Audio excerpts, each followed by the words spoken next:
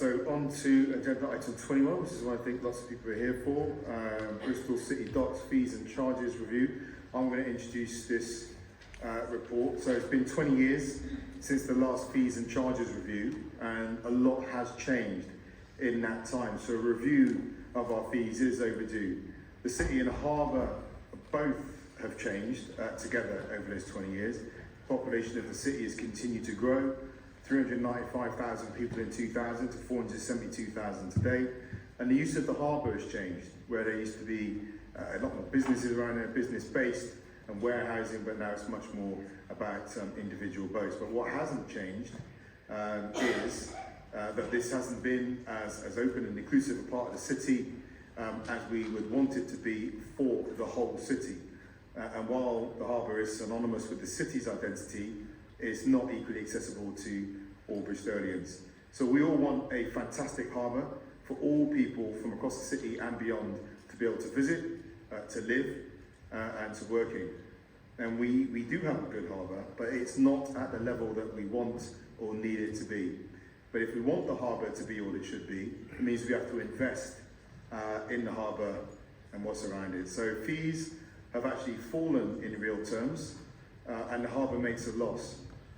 We need the harbour to become self-sustaining, which means raising the investment to fix the crumbling infrastructure and modernise the facilities.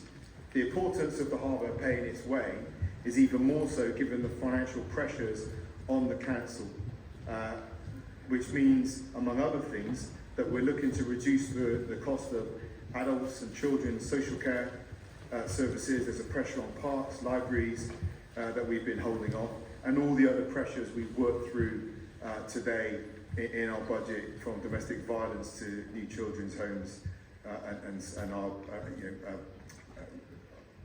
emergency support schemes as well. So it's essential for the city and for the harbour that it becomes self-sufficient. The fees recommended are in line with benchmarking exercises we've run and bring us back in line with comparable harbours and facilities to make this a commercial rate. These fees aren't introduced until April, and in the meantime we will undergo a series of engagement opportunities with user groups to notify them of the proposed changes. And this will allow us to provide clarification and also give users an opportunity to raise any specific issues. So on this report we've received 1 public forum petition and 79 public forum statements and 50 questions. So the petition is from George Colby. So George, you have 1 minute to present the petition. I'm guessing you're there. Here we go. I'll give you a 10-second warning as well. With just 5 days notice before the submission deadline, we've amassed a petition with over 2,200 signatures demanding Marvin Rees withdraw support for the new harbour fees until the consultation and impact assessment have been undertaken by engaging with all impacted stakeholders. The Mayor yesterday published on his website a piece attempting to pin the decades-long failure of the Harbour Authority squarely on the shoulders of boat dwellers, painting them as abusers of a system.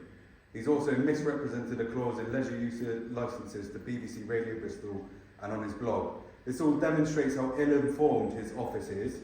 He's been swept up in a yarn as a result of his own neglect to uphold the democratic process, and is now demonising a community of good working people. Just 10 seconds. Okay. He clearly doesn't know about the 4 years of groundwork the Boaters Association has done to try and secure the very thing he's accused boat dwellers of deliberately avoiding, securing liveaboard licences. We even conducted a needs assessment of harbour users last year. We have the data, let us show it to you. Okay.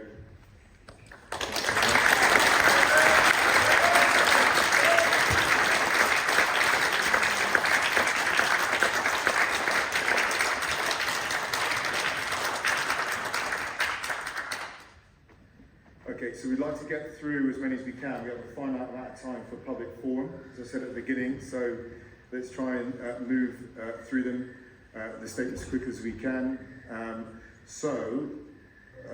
We have got a list of names. Please raise your hand when I call your name. I'll go to those people who have confirmed their attendance today.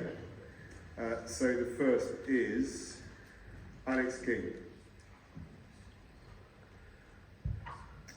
Okay, Bristol Packet Boat Trips. Okay, you have a minute, okay? Okay. Bristol Packet Boat Trips is a long-standing local business and an integral part of Bristol's maritime and cultural heritage. We feel the proposed schedule of fees and charges unfairly target commercial boat trip operators with some of the heaviest increases. In particular, the new £50 charge for opening Prince Street and Junction Bridge will incur an estimated cost of running a tower to over £14,000 a year.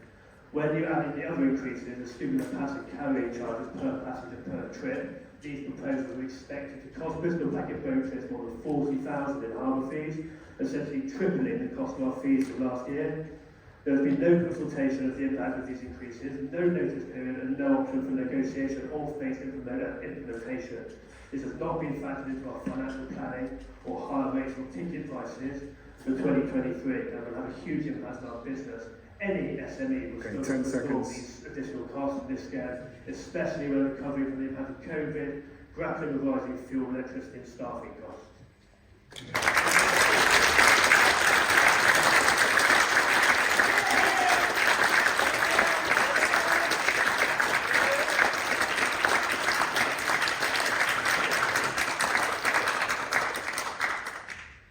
So we do have I just urge you, we have a finite amount of time for public forum. I will extend that, but the more the time that's taken up by reacting means less time we have for actually hearing the statements themselves. So I'm trying to make space for the statements. Okay, so the next one is Alan Middleton.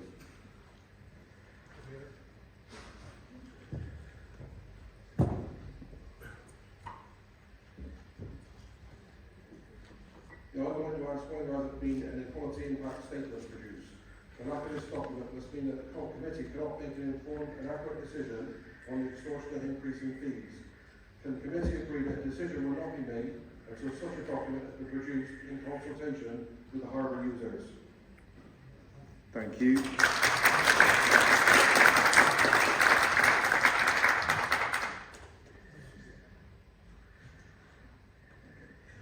David Taylor. It's public statements.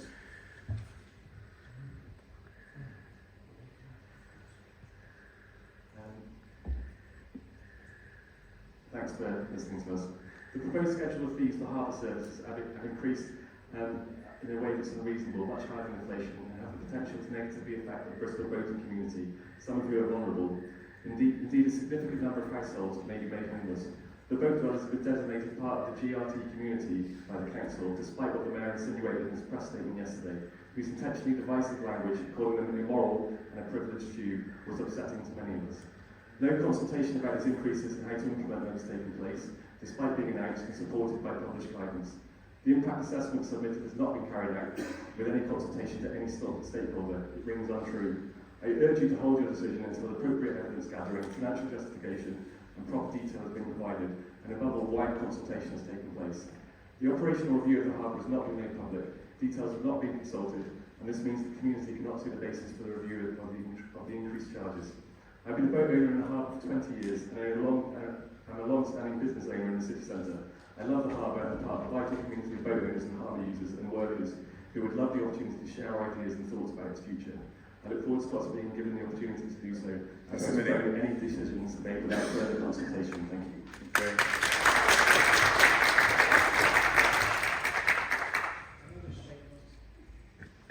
Okay. Okay. Alison Pye. Andrew Pye. Ben Ewing.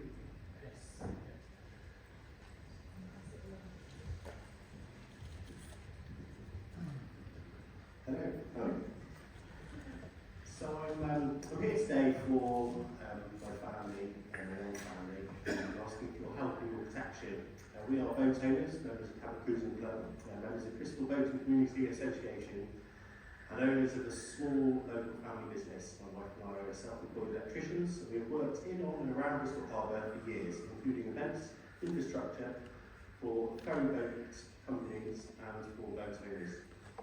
I have a roof over my head and a provide for my family. I've been living on my boat for 14 years.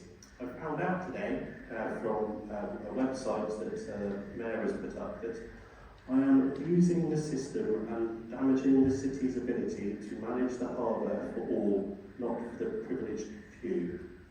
Yesterday, I was planning for my family's future. Today, I am vulnerable. Okay, thank you.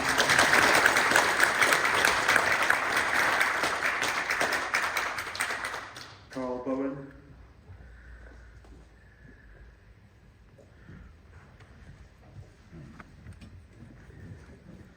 Thank you, Mayor. Good afternoon. The rationale for this charging schedule is informed by the long overdue harbour operational review, but significant stakeholders like Bristol Boats Community Association, 2 large cruising clubs, several commercial operators have not been properly consulted on either of the review or these hugely increased prices. Coupled to this, I led to believe that most of you guys have not had such a review either. So today's process is far from the standard that the council officers should be setting for informed, inclusive and transparent decision making. Even long-established disciplines like the Qualities Impact Assessment has been circumnavigated effectively by a nil return. Instead, the Harbour Master is continuing to discharge his authority in a manner that's dismissive and disrespectful of those on and off the water he has a duty to serve and safeguard. Long gone are the days when we need a Harbour Master to be the enforcer of his own discretionary powers and rulings. Today we're needing the post holder to be someone who's a skilled and trusted public-facing marina and flood defence system manager. If this were the case, we would not be finding ourselves in this embarrassingly undemocratic quagmire, with so many of the harbour's boat owners and other stakeholders ruling against the harbour's mismanagement, of which this is actually only one example.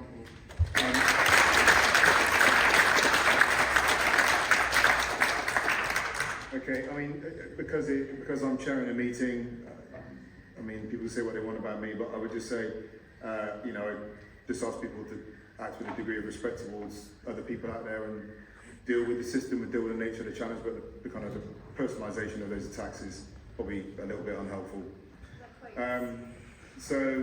Michael Brunel, and we are short on time. I'm going to have to go to a question after this because of the amount of time we're taking. Michael Brunel. Hello. I'm not the greatest at public speaking, but I more or less agree with everyone else has spoken already. The increase to our running costs now, is going to make a massive effect, to the point that I'm probably not going to afford to keep my boat anymore. That includes volunteering, taking older generations out on the water to local restaurants and cafes on a Saturday morning. The older generations that have formed our boats into that. So it's real disheartening to find out all this at such a late notice. Thank you very much for your statement.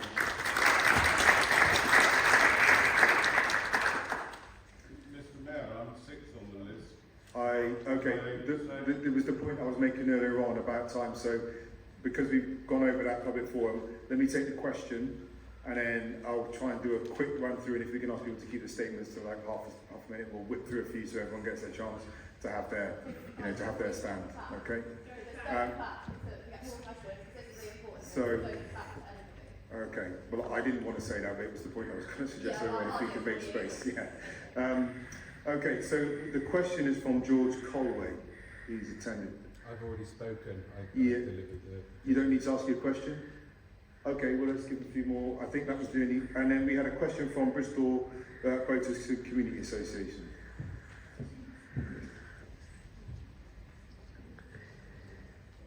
Okay.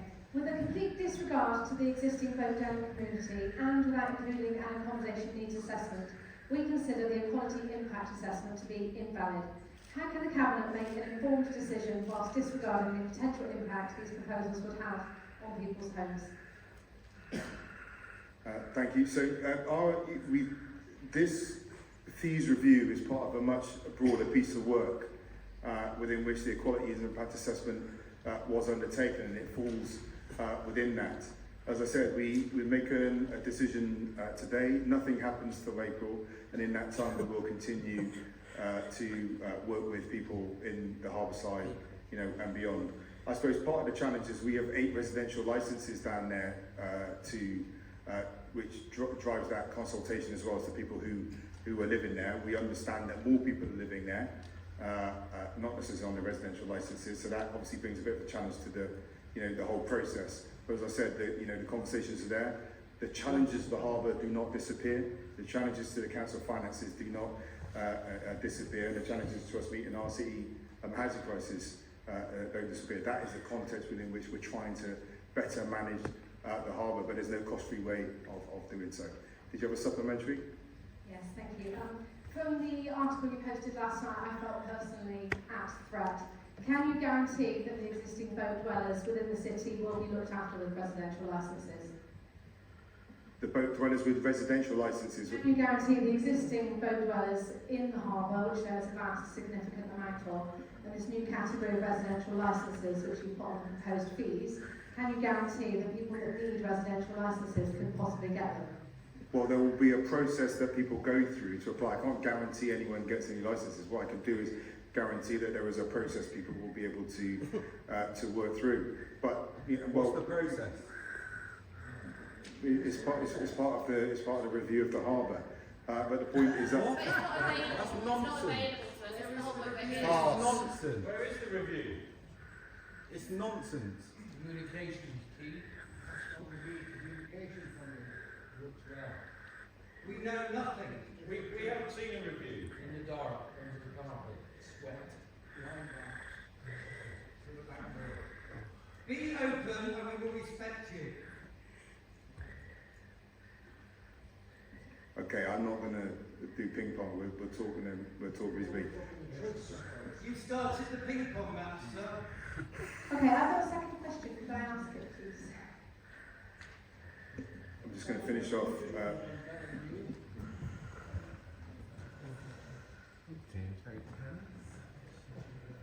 Okay, I'll come in now. Okay, so I know it's painful for people, but we have to do this review for the sake of the future of the harbour. This is one element of the review. Past processes have not worked. As we said, this is just about the fees. They've not been reviewed for 20 years. Across the rest of the city, we've had to look at things that we would Our prefer. fees have been increased for the last few years. 5% last year, for example. And the year before, and the year before that. We're just 20 going to. years is not true. Facts. Okay, we're going to run out of time. So it's the decision. But ask the question so we can keep going. Because otherwise we're not going to get anywhere, which is the reason why we're here. Just keep going. okay, so we're going to lose the time. Can you just do one more? The point is, the fees have not been reviewed for 20 years. I know that there's been inflationary increases, but actually the real terms, they've gone down. And it means that the harbour operates at a loss. One of the reasons for looking at how the harbour runs and bringing those fees in line with benchmarked ports is so that the cost of so that we manage, which is a very challenging budget. And you've been here all meeting, you'll know the range of challenges we face. If we don't review those fees and we continue to effectively subsidise what goes on down there, we have to go to other elements of the budget that we talked about tonight to be looking at. And so I think we have to recognise that in the same way that council rents are going up, same way as some of our support packages are under pressure, same way as we heard today criticism from the Green Party about what's happening to the money around our sustainability team, there are lots of critical areas that are facing phenomenal financial pressure. You know, and as a city, we have to work out how we manage that. And as I said right at the beginning to Councillor Jeff Goller, we recognise there is no cost-free, there is no impact-free way of delivering on our legal responsibility to deliver a balanced budget. And that's falling right across the city, from Hartcliffe and Withywood to Lawrence Weston to Lawrence Hill, and including the harbour. So we have to. This is a review that's essential. For the sake of that openness we want, I'm going to take one more statement. So let's have a look at who we've got next. We have. Sorry, could I do mine? I just because Rachel Evans. So I'm just going to take two more. There's a gentleman, I don't know your name because it's not indicated on here, so I'm just going to take two. If I can take two hands, then I'll take two more statements from you. Bernie Rowe. Okay, Bernie Rowe. We're doing Rachel. Rachel Evans. Okay, I'll tell you what, why don't you decide amongst yourselves who are going to make those final two statements? Volunteer the people for you. Okay, I think I'm allowed to do it. Okay, great. There has been an equality impact assessment done, but the answer to the question, will the proposal have an equality impact, has been ticked no, and the discussion in the box says it will be ensured that the revised legislation regarding the Harbour Authority, which is complex and needs updating, will regard any equalities considerations. But we don't understand how this can happen without a discussion, because it's about communication. So you haven't asked anyone in the harbour about how this will affect them. So this is what the problem is. There's been no communication. That's why everyone's really angry. Another point So is... just another 10 seconds. Okay, 10 seconds. The Okay. Savins review, please. Which harbour did you look at? Were you comparing like with like? We have no facilities in Bristol, very little. I have a pontoon, a hookup Okay. and water.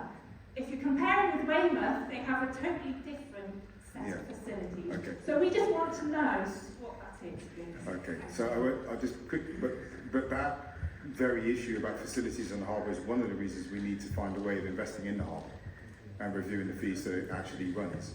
We can't invest within the current financial context within which we operate. So we have to find some way of squaring that circle. The second statement that you collectively agreed on. Thank you, sir. Your name, sorry? Bernie Rowe. Okay. Thank you, Mr. Mayor. Consultation informs and improves decision making. It's evident that there's been none here. And unlike so many of the other items on the Cabinet agenda, where extensive consultation has taken place and which has allowed decisions to be reviewed, in some cases changed. Consultation is essential to good decision making, and yet there has been none. And I'd ask you to defer any decision, engagement with boat owners or engagement with harbour users after a decision has been taken is of no value whatsoever. It's merely an information exercise.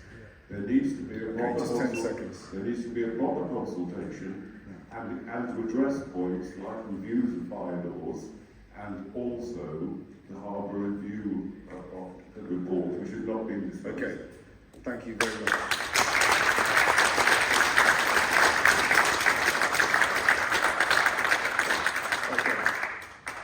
Thank you very much. And I mean, the review, the whole review's been going on for some time with engagement in and around the harbour.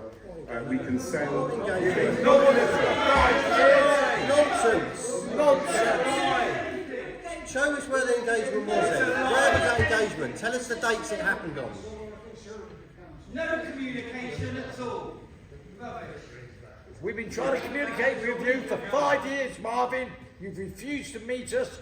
You try and treat us shoddily in this manner. Are you really fit for purpose?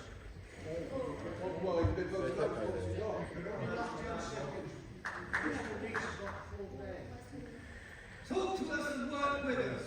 That's all we ask. Or trying to turn into a mini Monaco.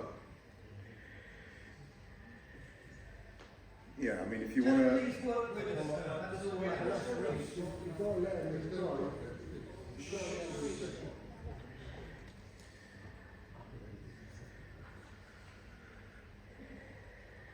So, listen, we can have the conversation. That's what we're asking for.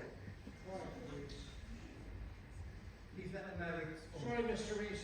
Quiet, let Mr. Rees talk, please. Again, as I said to some of the other councillors earlier, I'm happy to have conversation if we, keep it as a conversation. What I've heard, and I'm sorry if you felt hurt by some of the stuff that's happened. Again, I would have to try to understand why. But what we've got a mix of here is kind of argument about the issue of personal attacks, and that doesn't create the conditions for a meaningful conversation that you say you want. So, we can talk about motivation and not being able to organise a proverbial piss up in a brewery and all that type of stuff. you can have that kind of conversation, or we can have a more rounded conversation about the full range of challenges that you've had privy to today, facing the city as the context in which we try and take on the challenge of investing in the harbour, that is good, but as I said, it's not where we would want it or need it to be. A great place to live, work, and to visit, one that's accessible to the whole city. The race class geographical fragmentation of Bristol historically has meant that there are parts of the city that are not open to all Bristolians, and actually that investing in those parts of the city to make them accessible to all Bristolians, be that in terms of transport system, be that in terms of financial ability to visit as well, is really important. Be happy to have that conversation with you, but be happy to have a reasonable conversation. We have time to talk with you all. Like I said, nothing happens till April. The original report said it shouldn't start till 2024, 25. We brought it a year forward. Nobody's seen the report. Yeah, we'd be happy to make sure that there's conversation, about the future of the harbour, and make sure that we're talking not just about the fees themselves, and the fees happen in a context in which everything's becoming more challenging within the city. We don't dismiss that, we recognise that, but it happens within a review of the whole harbour as well. It's one part of the whole harbour review. We're happy to have that conversation with you. And we are a city that, I don't think it's been historically true because I've grown up here, but as a leadership, and I think it's evident in the papers that have been brought tonight, we are a city that's worked incredibly hard to make sure we're protecting the most vulnerable people within the city. Hence the children's homes that no one comments on, domestic violence work that no one comments on, the adult social care that no one else comments on. But we bring in these items because these are generally the most vulnerable people in the city that we've been working with, and we carry those values across all the work that we do. We've had a lot. We've got your statements. We will make sure that people are reaching out if you feel they've not reached out in the coming days. Let me just offer the floor to any other cabinet members who may or may wish to comment on this item. No? Okay. Sorry.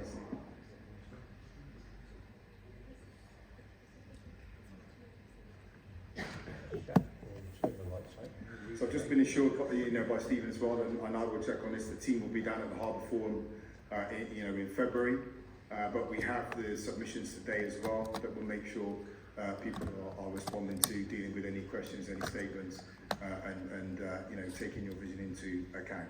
Before I make this decision, I see a hand up.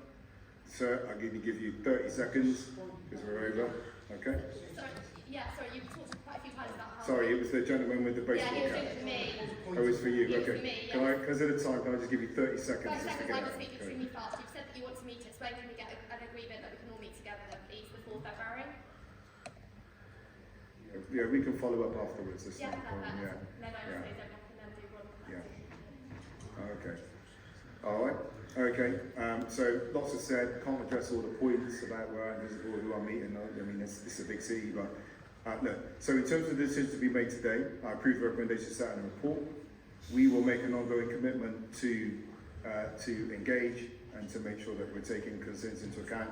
But at no point can we pretend that the financial challenge and the challenge of the harbour in Bristol is not a real one and not upon us, and no point can we pretend that we do not have to come up with a solution, or we can find an impactful way of realising that solution. So thank you for your contributions. Okay, so agenda item 22, which is the combined e-scooter and e-bike on-street rental scheme. And Don, this is with you. Thank you very much, Marvin.